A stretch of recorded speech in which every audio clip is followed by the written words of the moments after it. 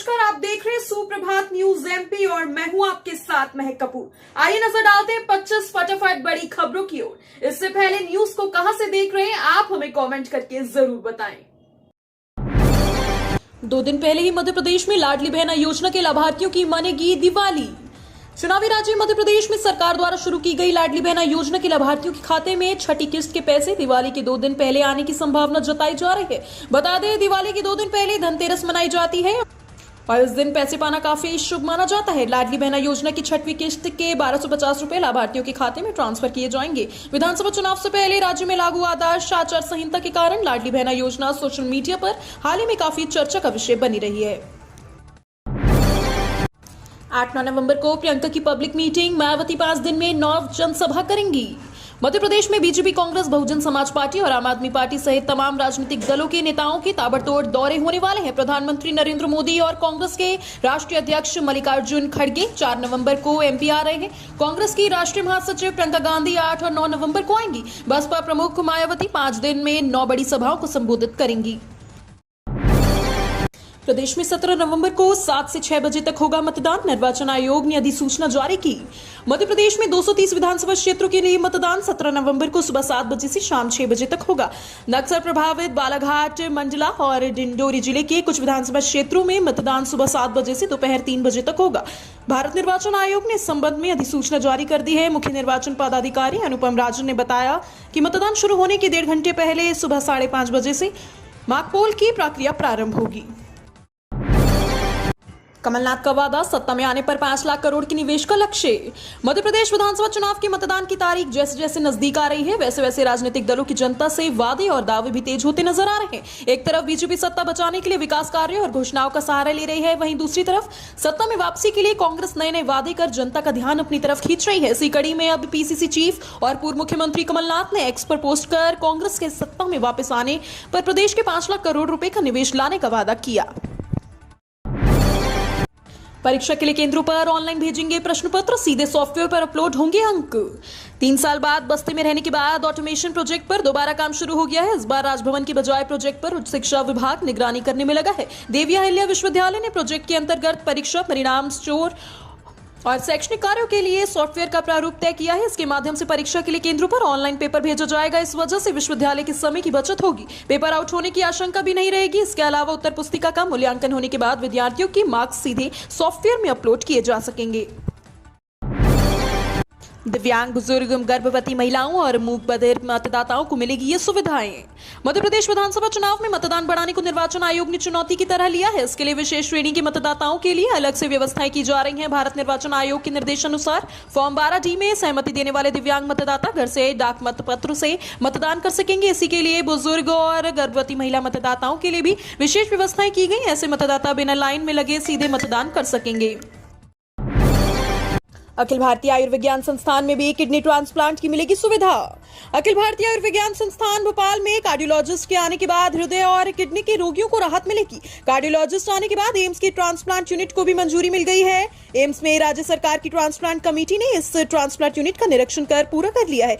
पूर्व में कमेटी ने जिन सुधारों के लिए कहा गया था उसे पूरा भी कर लिया गया। इस दौरान कमेटी ने कार्डियोलॉजिस्ट की नियुक्ति सहित अन्य कमियों को दूर करने पर संतुष्टि जाहिर करी है।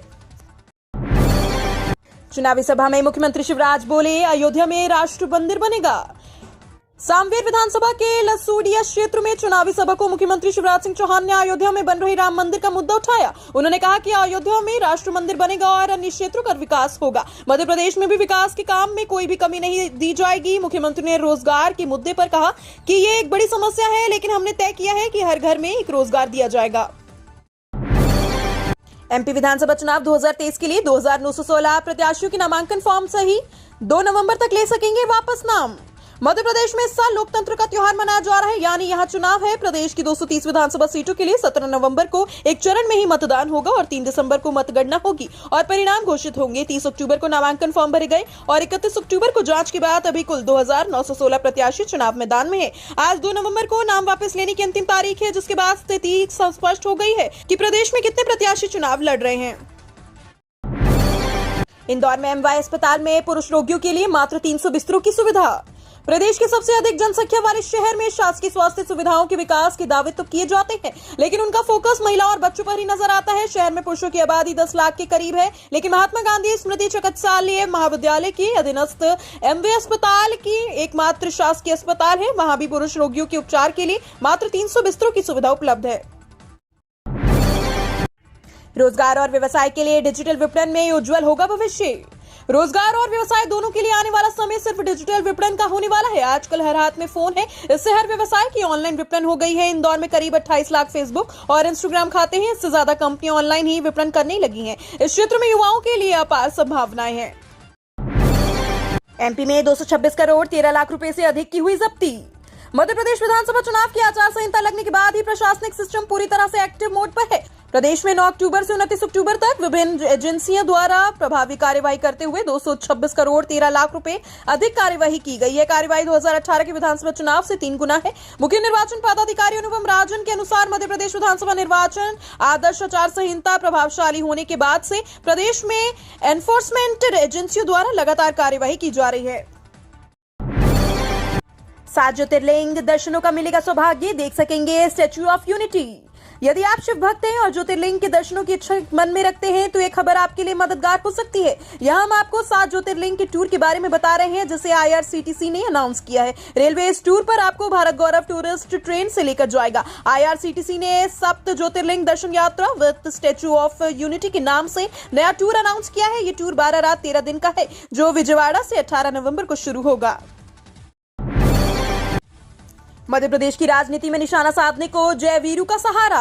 मध्य प्रदेश की राजनीति में बीते कई दिनों में ब्लॉकबस्टर फिल्म शोले की चर्चा है। मुख्यमंत्री शिवराज सिंह चौहान, प्रदेश कांग्रेस अध्यक्ष कमलनाथ और पूर्व मुख्यमंत्री दिग्विजय सिंह की जोड़ी को जयवीरू जैसी जोड़ी बताने पर तंज कस रहे हैं, तो कमलनाथ भी पलटवार का मौका नहीं चूक रहे। शिवराज ने वीडियो जारी कर कहा है, जयवीरू पर यदि भाजपा भ्रम फैला रही है तो फिर उन्हें दिल्ली क्यों बुलाया गया। कांग्रेस के जय और वीरू आपस में लूट के माल के लिए झगड़ रहे हैं। सीएम शिवराज सहित 12 कद्यावर प्रत्याशियों पर कांग्रेस की पैनी नजर। मध्य प्रदेश की 230 विधानसभा सीटों के लिए 17 नवंबर को मतदान होना है। भाजपा और कांग्रेस दोनों ही पार्टियां अपनी अपनी सरकार बनाने के दावे कर रही हैं और उसी हिसाब से एक दूसरे के खिलाफ रणनीति बना रही हैं। इसी क्रम में कांग्रेस ने भाजपा के कद्यावर 12 प्रत्याशियों को घेरने और उनकी हर गतिविधि पर नजर रखने के लिए उन विधानसभाओं में अपने तेज तर्रार प्रवक्ता तैनात कर दिए हैं और मुख्यालय भोपाल में एक कंट्रोल रूम भी स्थापित कर दिया है। त्योहारी सीजन में भरी सरकार की झोली, जीएसटी कलेक्शन रहा 1.72 लाख करोड़।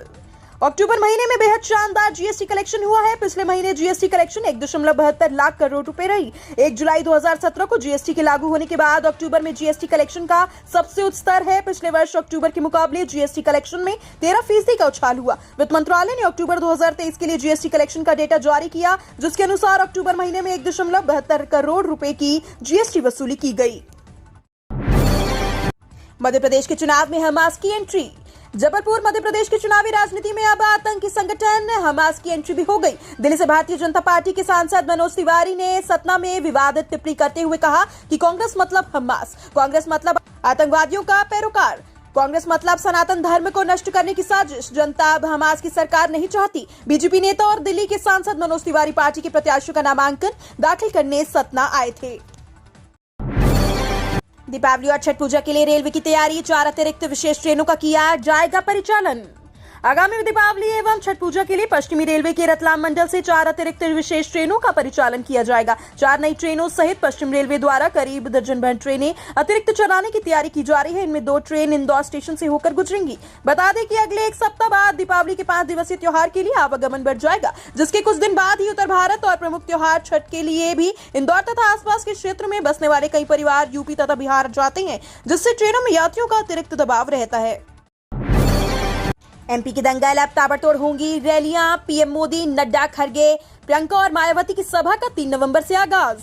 मध्य प्रदेश में विधानसभा चुनाव के धुआंधार प्रचार की शुरुआत 3 नवंबर से होने जा रही है। 3 नवंबर से मध्य प्रदेश में राष्ट्रीय पार्टियों की केंद्रीय नेताओं के दौरे और सभाएं शुरू हो जाएंगी। इन बड़े लीडरों के प्रधानमंत्री नरेंद्र मोदी, बीजेपी के राष्ट्रीय अध्यक्ष जगत प्रकाश नड्डा, कांग्रेस के राष्ट्रीय अध्यक्ष मल्लिकार्जुन खड़गे, कांग्रेस की राष्ट्रीय महासचिव प्रियंका गांधी, राहुल गांधी, बसपा प्रमुख मायावती, आपके भगवंत मान और अरविंद केजरीवाल के प्रदेश में दौरे और सभाएं होंगी। बड़वानी जिले में 30 प्रत्याशियों के आवेदन हुए निरस्त, अब 26 प्रत्याशी मैदान में। बड़वानी जिले की चारों विधानसभा निर्वाचन के लिए भरे गए नामांकन फॉर्म की जांच रिटर्निंग अधिकारियों के द्वारा मंगलवार को की गई। जांच के बाद विविध त्रुटियों पर 30 प्रत्याशियों के नामांकन आवेदन निरस्त हो गए। वहीं जिले की चारों विधानसभा सीटों पर अब 26 प्रत्याशी मैदान में शेष बचे हैं। स्क्रूटनी की इस जांच के कयासों के बादल भी छट गए। निर्वाचन कार्यालय के अनुसार जिले में चारों विधानसभा सीटों से 26 प्रत्याशियों के आवेदन सही पाए गए। कमलनाथ ने सीएम शिवराज को दिया जवाब, आपकी साफ गोई के लिए बहुत बहुत धन्यवाद। विधानसभा चुनाव में शिवराज और कमलनाथ के बीच जमकर बयान युद्ध जारी है। एक दूसरे पर जुबानी हमला करने में कोई किसी से कम नहीं। सुबह मध्य प्रदेश की स्थापना दिवस के अवसर पर प्रदेश की जनता को बधाई देते हुए सीएम शिवराज सिंह चौहान ने कांग्रेस और उनकी सरकारों पर तंज कसा था कि जिसका जवाब शाम होते होते कमलनाथ की तरफ से आ गया। कमलनाथ ने ट्वीट किया, शिवराज जी आपकी साफ गोई के लिए बहुत बहुत धन्यवाद। सबसे काबिल शिवराज ही है, लेकिन सीएम पद को लेकर केंद्रीय मंत्री प्रहलाद पटेल ने दिया बड़ा बयान। मध्य प्रदेश में बीजेपी के स्टार प्रचारक और नरसिंहपुर विधानसभा सीट से प्रत्याशी केंद्रीय मंत्री प्रहलाद सिंह पटेल ने पीसीसी चीफ कमलनाथ को लेकर बहुत बड़ी बात कही। प्रहलाद पटेल ने दावा किया है कि कमलनाथ अपनी सीट से चुनाव हार रहे हैं। साथ ही कांग्रेस छिंदवाड़ा जिले की भी सभी 7 सीटों पर चुनाव हार रही है। उन्होंने यह कहा कि 20 साल बाद बीजेपी अपने 2003 के नतीजे को 2023 में एक बार फिर दोहराने जा रही है।